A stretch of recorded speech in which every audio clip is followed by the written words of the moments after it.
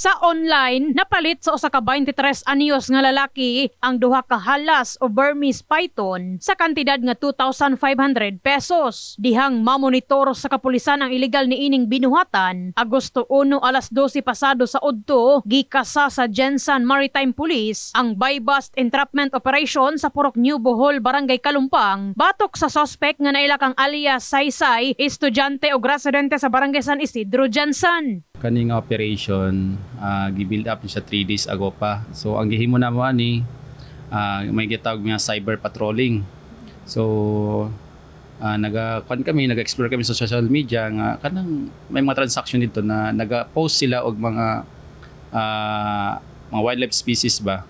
So kato nang isa sa mga tao namo naga-pretend na as a buyer. So nikagat ang kaning violator, hantod sa nagkaroon silang transaction. Na-recover sa kapulisan sa posisyon sa suspect ang 3-month-old nga babayi ug lalaki nga halas, 7,500 pesos nga buy-bust money ug usa ka cellphone. Gisulayan sa news team nga hinabion ang suspect apan nagdumili kining muatubang sa kamera. Sumala sa kapulisan, magatubang og kasong paglapas sa Republic Act 9147 o Wildlife Resources Protection and Conservation Act ang dinakpan nga ana sa kustodiya sa Maritime Police Station.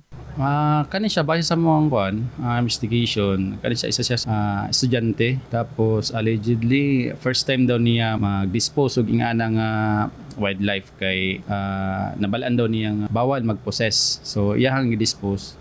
So yun lang, malas na niya kay iyahang nakatransaction ato ang operatiba. Napalit lang po niya gikan sa other na area, ginapadala lang sa ilaha. Then, ang payment, GCash lang. Pahimangno sa Jensan Maritime Police. Kaning halas, ni-turnover na namo ganina sa Senro DNR dire sa Boyan para sa custody kag safekeeping. Actually, hindi man bawal mag-alaga og ning ani kaning mga Burmese python o sa klase nga halas, provided na magkuha sila og kanang proper documents gikan sa DNR. Okay lang man mamaligya basta na lang kay documents. Kaning atong violator man good kay wala siya documents mo na nga nakuha na mo siya. In the heart of changing lives, kini sa Brigada Enami Mugpon, Brigada News.